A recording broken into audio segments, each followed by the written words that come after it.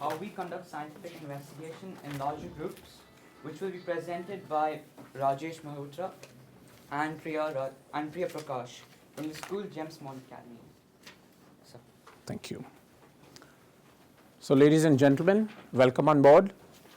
Here is something to smile about.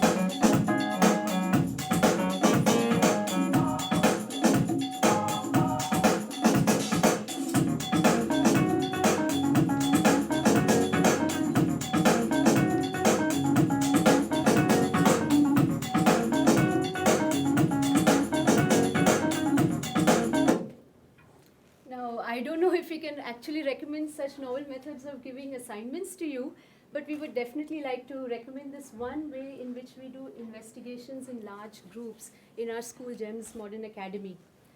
It's actually been a long journey of trial and error before we actually came to this outcome of what works well for us.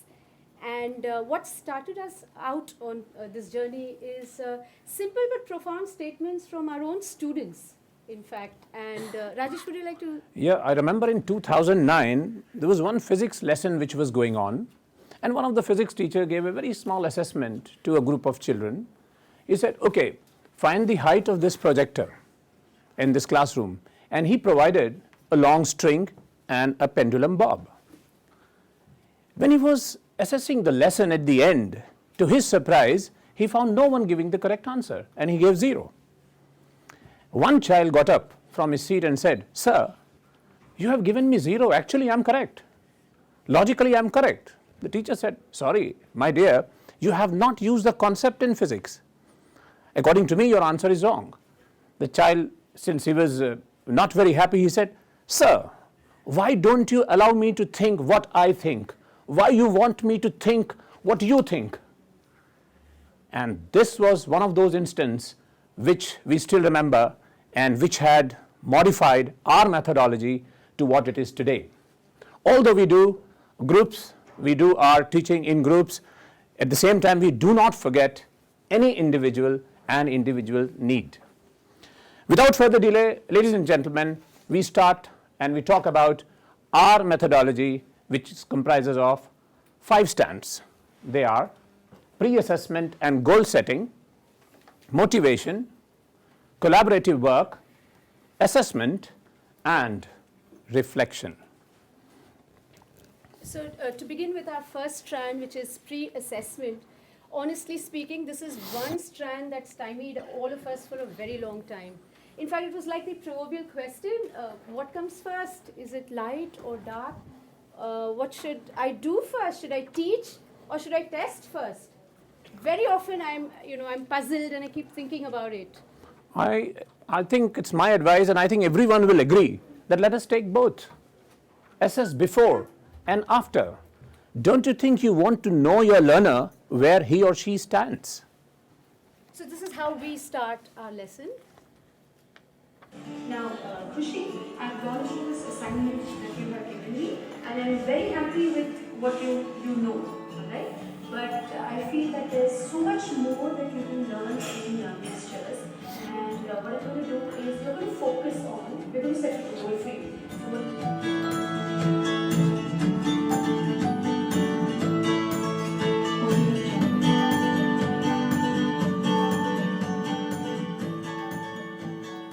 So we've actually assessed our learners before we start our lesson, and very often, in fact, I'm sure always we do that, because otherwise it's like a shot in the blind. You would start by knowing where your learner is, and then we move on with the lesson. If at this point of time, if you would require any clarification about the assessment? Yes. I have 30 students in my class. I have to assess one by one. The one I can do this. I know. In fact, we keep wondering why there are only 24 hours in a day. No, this is very idealistic, I would say, where we would sit one-to-one and manage our students. Not that we don't do it, but you could probably do this, this way of doing it when it's the end of a term and you're beginning another term, and so you've got a long time to actually give them the online tests, and then when they come back, you can set their goals with them. But during a lesson, when we divide them into groups and we give them tasks, you could go, when you're talking to the groups and you're leading them on in their tasks, you're actually setting their goals for them. So you could do it like that. Even those 1 or 2 questions that you ask in a class before you actually start the lesson, that itself would tell you where your learners are, and you would be able to direct them the way you would want to. Yes? So moving on, motivation. This is our next strand, and this actually reminds me of my own biology teacher, Mr. Das. He came into class one day for a lesson on cells, and he writes this word, the name Henrietta Lack on the board, and that's all. The lesson was over. And I remember running after him and was clamoring him with questions, asking him who is she and how is she related to cells. And all he said was, find out. Did you find out? No, you know what was so interesting is that we never did find any information about her in any of our books. But that one day he made us researchers for life. And I still remember that lesson till today.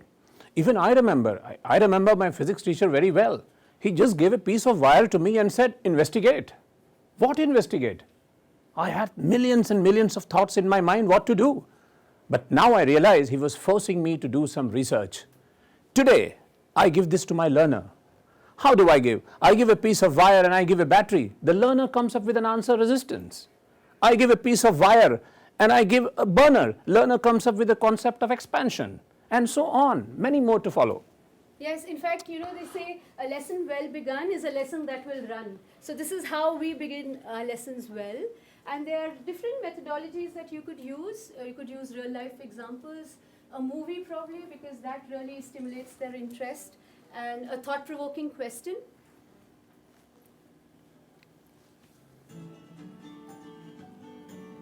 Okay, when I'm going to hook up my computer, there's something that I want you to think about. I'm putting this statement, just reflect on it. Now this means that matter keeps changing. Now it changes in state. Changes in state, okay? Solid, liquid and gaseous state. Solid, liquid and gas. Anyone wants to make it better? Yes? Ma'am, for example, if you take water, if you freeze the water if the ice is changing its shape, and then you can make it into water vapor also. I just wanted to give one more example of matter changing in color. Like we did one experiment, we took the pure water and we mixed salted it. So now after the pure water, it was transparent and it changed to... So that was just a flavor of how we start lessons in our class. All right. Now for a change, let's play Guess Who. Here is the question. Anyone from the audience would like to guess? Who is this famous personality? Anyone? You should try. Bill Gates, that's perfectly fine. Absolutely fine, in fact. All right, one more. Who is this personality? You're close, but not the right answer. You can't travel in dark. Yes, it is Thomas Alva Edison. Imagine the possibilities if you brought these two together. Oh, I wonder now. Bill Gates came up with the concept of windows. Windows, light coming in. Thomas Alva Edison, light. And Bill Gates saying windows. My God, now I know. Learning can be taken to a different level when we collaborate. Yes, in fact, this is our main strand, collaborative learning. And this is one strand that actually forms your lesson. And it involves many sub-strands. As you can see, grouping. Now, this is one of the most effective strategies we actually use for our learning in big groups, where we break them into smaller groups, and it makes it so much more easier for us to interact with probably 6 as opposed to... Different designs of adaptation. Like suppose a team comes to you later and tells you that I want an animal who has horns, you could probably give them different patterns of horns. Yeah, that's what I'm trying to do. Yes, because now Just relax. Both of you are too stressed out. Look at their face. Look at their faces. we will come to the next episode. We will take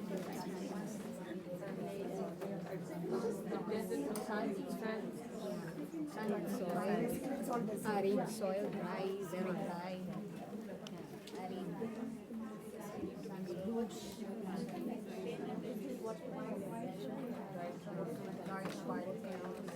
Different species of cacti. Tickets, it's fine.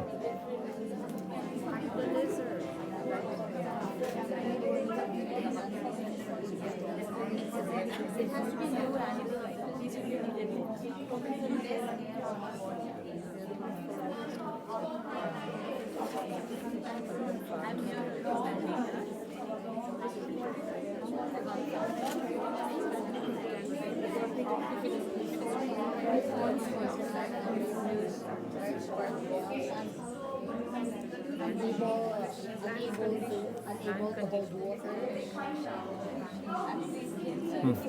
We take it further. We will also give them a chance to ask questions Yeah. about how we grouped. Do you want?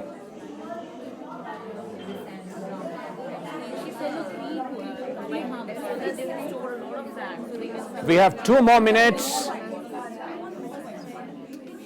2 more minutes.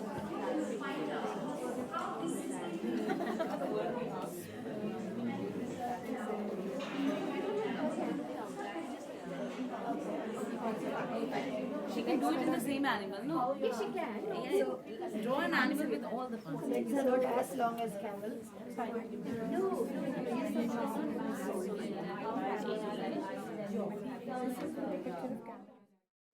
All right, your time is up. Please stop. Thank you. Yes. Yeah, I'm sure most of you have completed your task. At least you have bits of information that you will be using for our activity. But just in case anyone wants to clarify, or maybe I should just give you a background of the kind of groupings that we did this time, is that we put people with similar abilities together. Now, how would we do this in a classroom? We have certain tools that we work with when our students come in, our learners come into our classroom. We have background information about them. We do certain tests like called the entry-level testing, where you know where your learner is and what his skills and his abilities are. So that would give you an idea of how to group them. Also, the fact that you've pre-tested and pre-assessed them before you started the topic itself, that also could help you form your group. So what we've done now is we've given you a task where we felt people of the same ability would be able to do this task. Any further clarifications that you would like to ask? So perfect. So I think Yeah. It's not Yeah, sorry. different ability group. Sorry? Different ability group. we Not said yet. Same ability group. Not yet, yes. At the moment, but this is just one way of grouping, does not mean that every lesson should start with learners of the same ability. If the same ability group, who will guide them like something about? Sorry, I didn't get that. Same ability group means if the group is of same ability, if they want something extra to do means nobody will be there in that group to support them. I'm very glad that you brought this up. So are we going to leave them like this? No. We will make sure that we stroke and we make them progress. And so that actually brings us to the next part of our, the next strand in collaborative learning, where we've made you find out the information that you want, but what use is this going to be if it's going to just remain with you? So we actually now are going to let you share this with others. And All right. that brings us to the two substrands, sharing and presenting. How are we going to do that? I think Rajesh is going to help. I think we'll change our groups now. You must be having your numbers 1, 2, 3, 4, 5, 6. You'll just pick up your number if you don't have. All number 1 will be directed, you can see there. All number 1s from every group, please move to Robert Hooke's team, which is number 1. All number 2, please move to Rutherford team, which is here from every group. all number 3 will move to Charles Darwin team, which is here. All number 4 will move to Albert Einstein's team, which is on my left. And last not the least, 5 and 6 are just close by, Neil Bohr team and Isaac Newton team. And you know that each number to a certain level, a student with a certain level. Yeah? Yes, yes.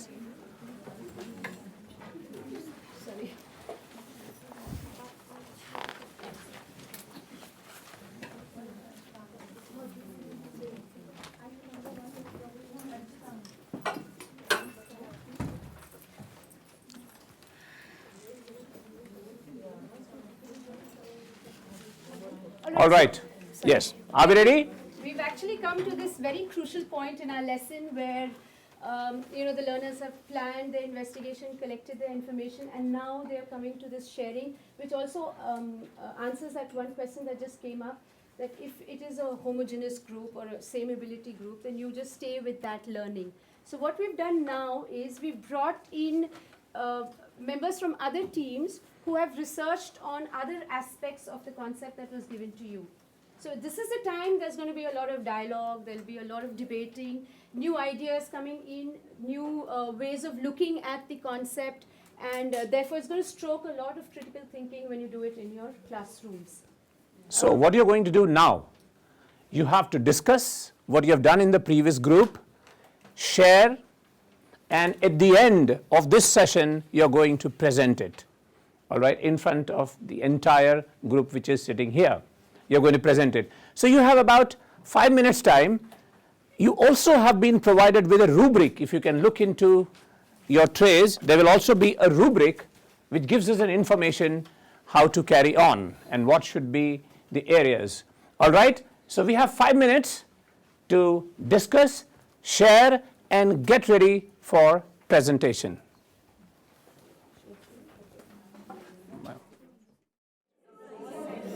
Are you timing it?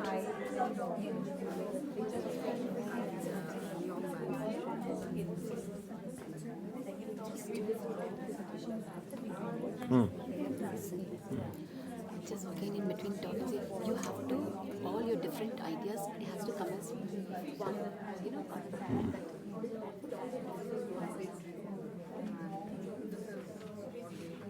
It has to have a thick feet there has to be horns, it has to be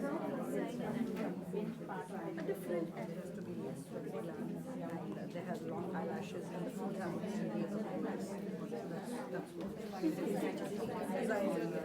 this is What happened? If we talk about progress, sir, will you tell it or should I? This is the place where we show progress. Like, you pre-test it. From this outcome, you can actually define where your learning is.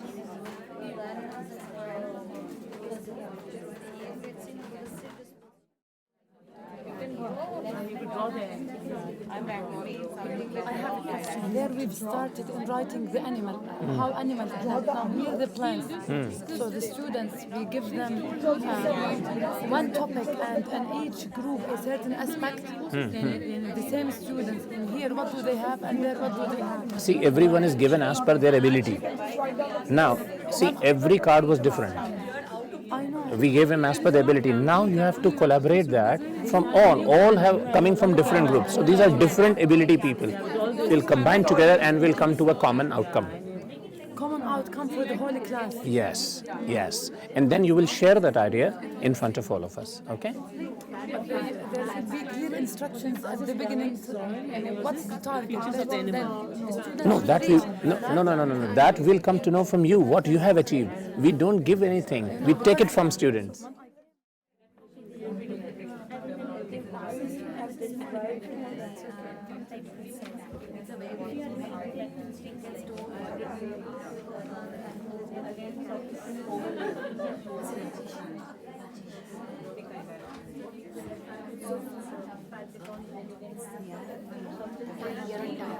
We have 20 minutes left.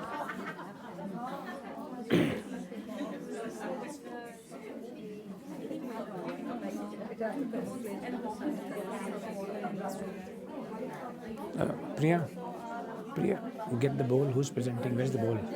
Here, especially kind. Which group? Up.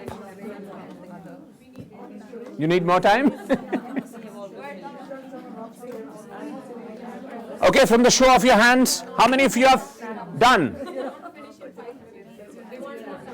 Okay, how many of you have done? This group is ready.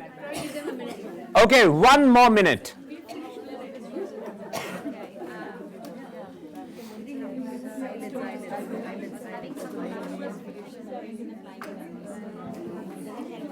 Yeah, written no characters.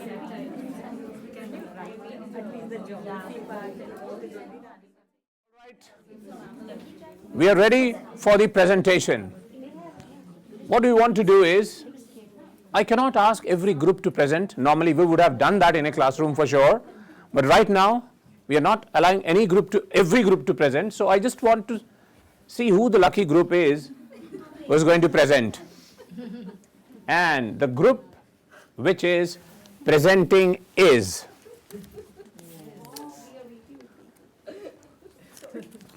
Any guesses?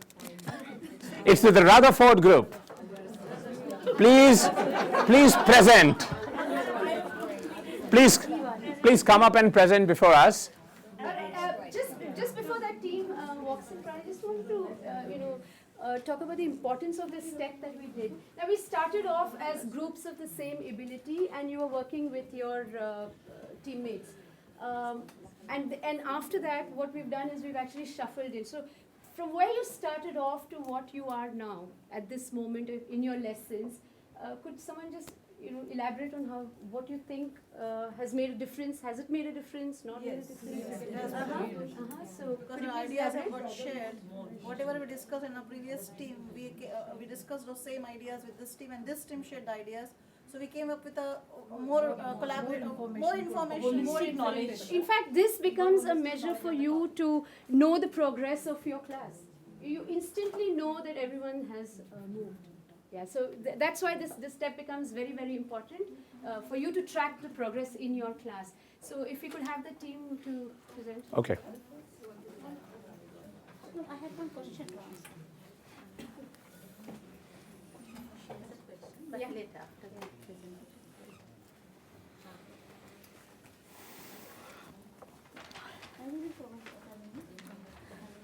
The task was that we had to design an animal that could survive in the Arabian desert. So this is a new animal.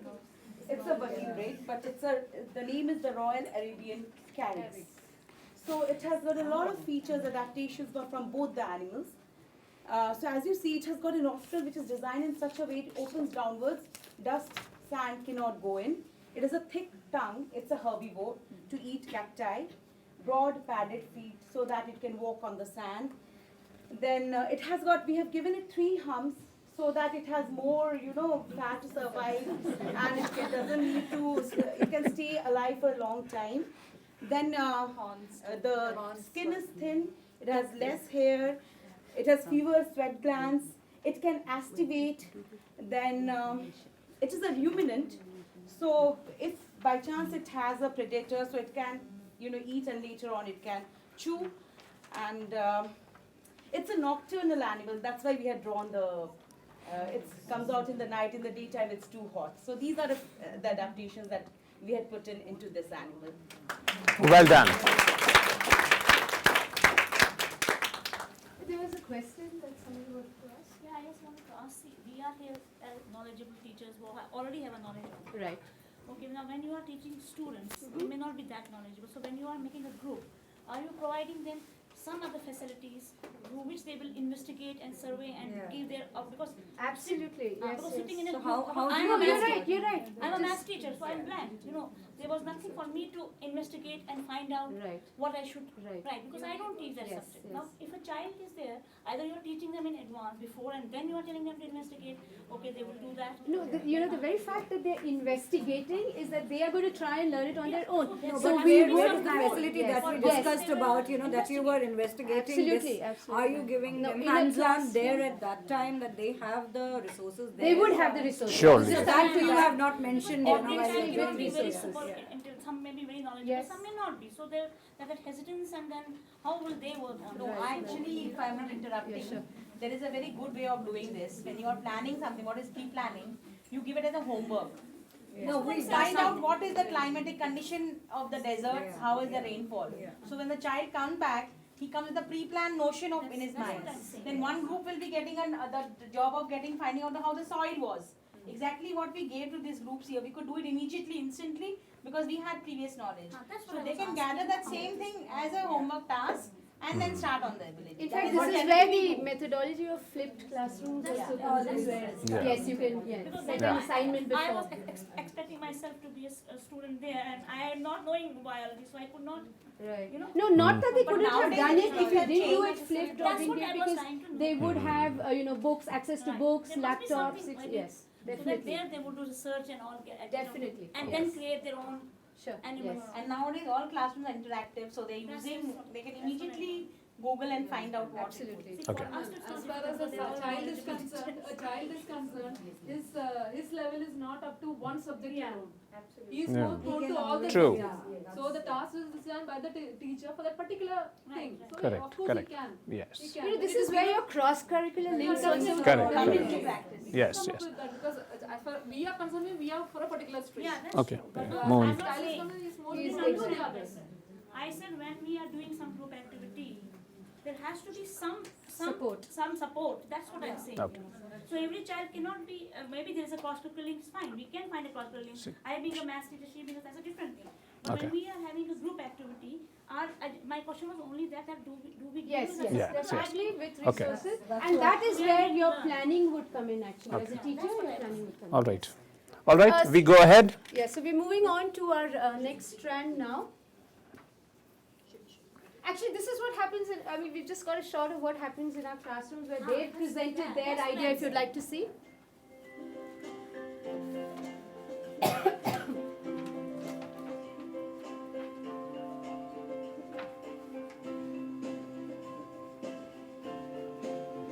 This is what we are using it. With Yes. resources.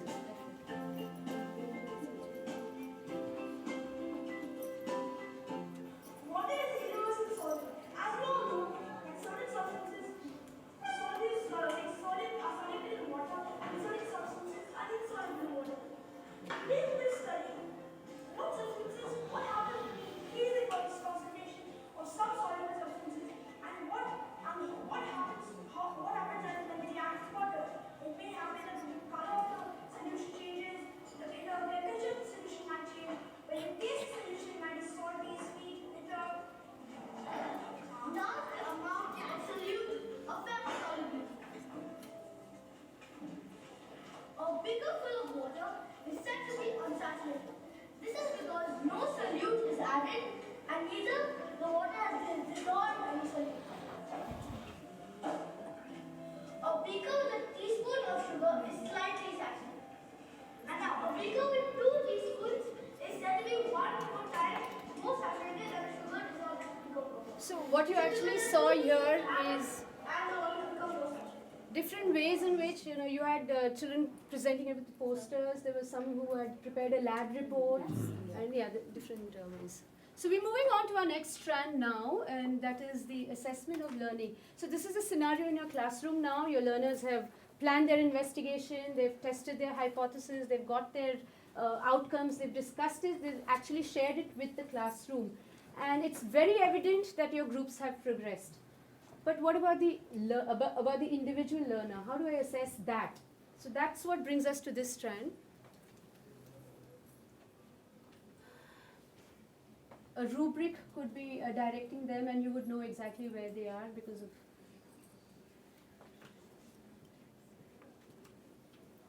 This is one way in which we assessed. Mixtures in our previous class in the science lab. and we talked about mixture separating techniques. Okay, now we are going to review about our understanding about mixtures. Each one of you have a voting device.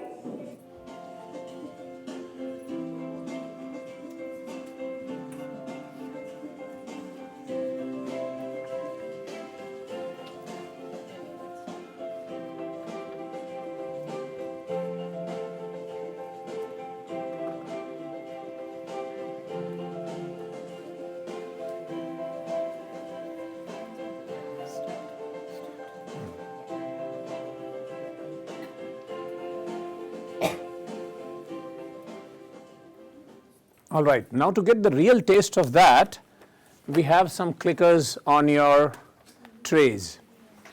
I think there are 5 or 6 in number. What do you have to do? Just pick up them and press right at the center till the 2 lights are on, red and green. Once it is on, get ready. What you have to do is click an option once the question flashes on the screen. And this is how we do. Let's see. Let's assess the learning for today's class.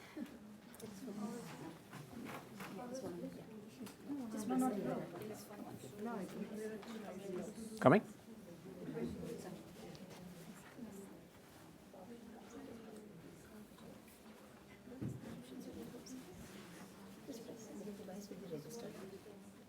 First you'll press this and then press any option, which is correct. I can make it out who all are pressing and who all are opting.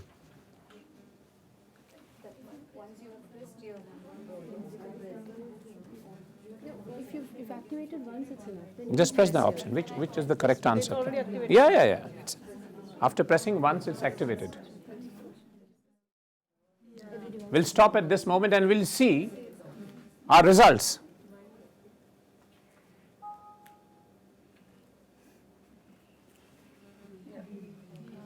See, most of us have opted for option B, but there are some who are not clear. So we can come to know from this how the learners, and actually if you see carefully, every device has a number.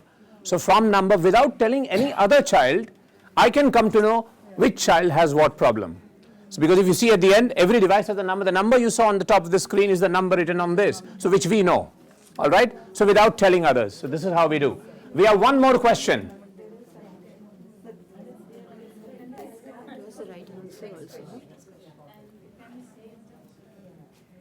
Yes. For the next question, select your option. You don't have to press the center button again. The device is already activated. Assessment of learning. Just to clarify, AOL assessment of learning, what we do at the end.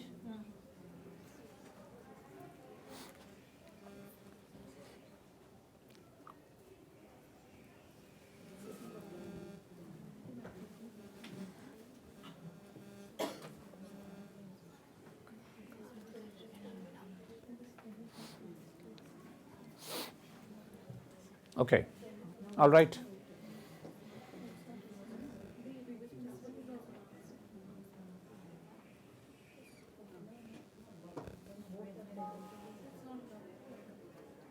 Well, you can see there will be 1 or 2 slow learners in the class, and we can always attend to them separately. This gives us an evidence. All right, moving on. Again, this is not the only way, of course, of doing it. You could have a small quiz. Just to be very clear, how do I come to know which child was wrong? I only got the answer has been ticked by the child number 1. But whether he was right or wrong, how do I come to know that? We have a graphical display of this. We have a graphical display. Yes. Individual, we have it. So that depends on the teacher's discretion whether she would want to flash that or not. All right, moving on to the last strand. That brings us to our last, but obviously not the least, the strand called reflection. Imagine a boy who gets up in the morning and is getting ready for the school. Finally, before he leaves, he looks at the mirror, maybe to check whether his hair, they are okay, his tie is fine, tuck-in shirt or anything. Can anyone link this to what is shown on the screen? Can anyone do that?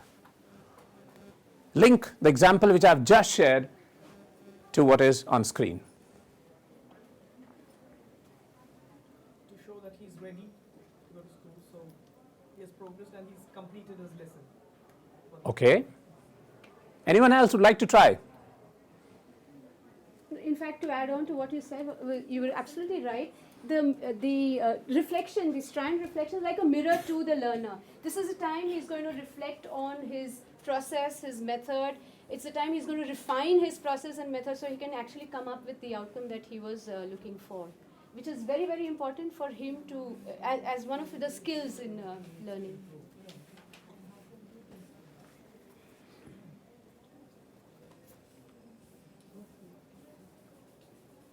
And this is how we do it in class. My reflection on the lab investigation. Okay? So you had investigated something in the lab. What was it that you had done? Last class. Yes. Ma'am, we had 4 groups. I was in the group that had to see if the solution to the solvents. Okay. And we had discovered that some substances can solve in liquids and some can't. Some cannot. Okay, very good. What was the other group on? Yes. We investigated whether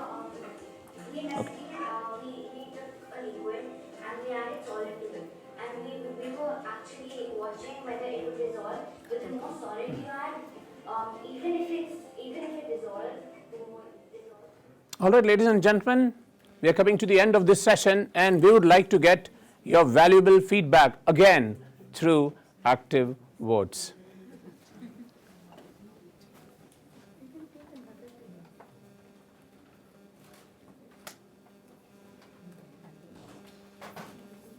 Okay.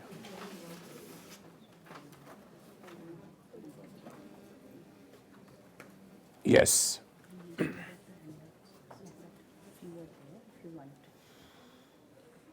इसके बारे में बोलना है अभी handouts.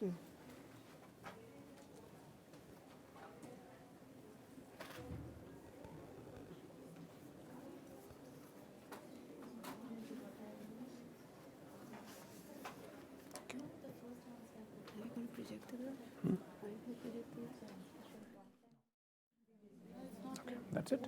We'll end it. Thank you, Walter. So thank you very much, and I hope you enjoyed this experience with us. In case you need any clarification about any of those strands, we also have. You see. Sure. See. We were waiting for those results. All of those. Thank you so much. For any clarification, as Priya said, we have some handouts for you. If you want any clarification in any of the strands, please collect your handouts before you leave. And all the slow learners, you can come to my office. Thank you, sir. Thank you. Thank you. Well done. Thank you so much.